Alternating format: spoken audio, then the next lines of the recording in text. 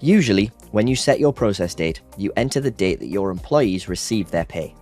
This pay date is then reported to HMRC in your full payment submission. The exception to this rule is when your normal payday falls on a non-banking day. In this case, you must still enter the usual payday in your payroll submissions, even if you actually pay your employees on an earlier or later date. For example, if you're paying your employees early as their usual payday falls on a bank holiday, you'd still enter the regular payday as your process date.